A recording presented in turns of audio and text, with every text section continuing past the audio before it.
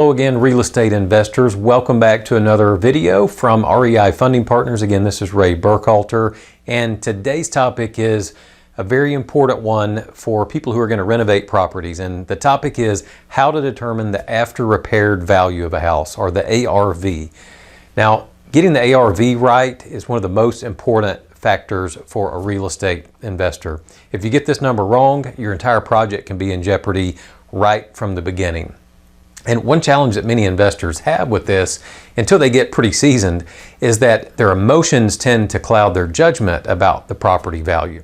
For example, you may say, oh, well, I know this property is only this many square feet, but we're going to upgrade the appliances, or we're going to do this thing, or, you know, we have a great location, so it really doesn't matter if, you know, the house maybe has an odd floor plan or something like that. It's just so easy to have your emotions involved and think many times that the property is worth more than it is. So until you have quite a bit of experience under your belt, to get past this hurdle, it's a great idea to have an outside opinion from someone that doesn't have an emotional connection to the property. It could be the real estate agent that's on your team that knows the area well. It could be an appraiser.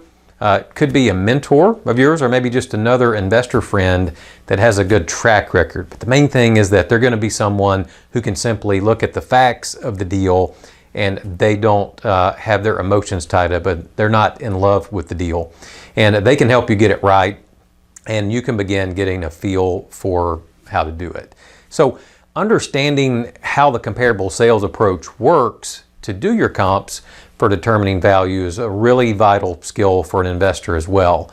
It's really not just about the dollars per square foot. It's not just about the numbers of bedrooms and baths. There's a lot of things that factor into how much a home is worth, and some of those things include the repairs that you're going to do. You need to ask yourself, are your repairs going to make your project look as good as the comparable projects, or maybe even a step up from them? The layout of your house, does it have a desirable floor plan? Is there something really odd about it that's going to make it harder to sell compared to the other sales? The location of the property in the school zone. You can be pulling comps, looking on a map, seeing other properties sold, but if you're looking at something that's maybe only a mile or two away but in a different school zone, that can have a big impact. And it could matter tens of thousands of dollars of difference for something like that. How the neighboring houses look can have an impact on the ARV of your house. And even other things that people don't often think about, like, is the driveway really steep up a hill or down a hill? Is the yard really tiny, or is there something about it that makes it difficult to mow and keep it maintained? All those things factor in, as well as things like the age of the house. So it's really literally not as simple as saying, okay, the houses that I'm looking at are worth this much per square foot, so mine must be worth this much per square foot. You really need to evaluate all of those things.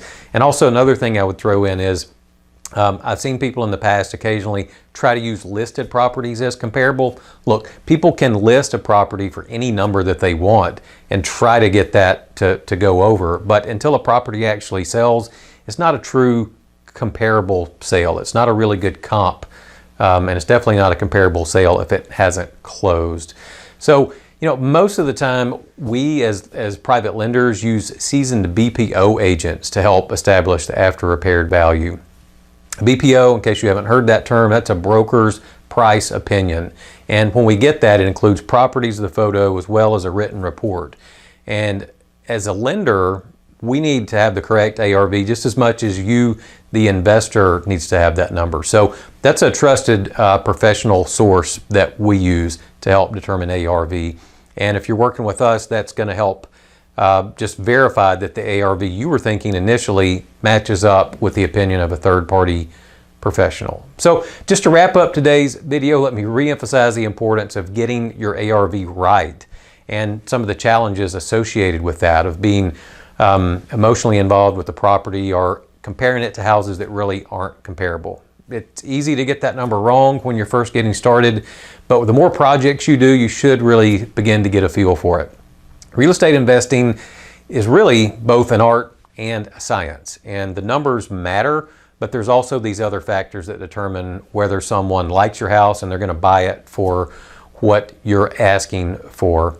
So that's it for today's topic on calculating the ARV and understanding how to get that. Look, if there's any way we can help you with your real estate investing goals, we're happy to do that. Feel free to reach out. The contact information will be on the screen. And our success as lenders is connected to your success as investors. So we're here to help, and we want to see you be successful with your projects. And that's it for today. I'll see you on the next one. Until then, take care and God bless.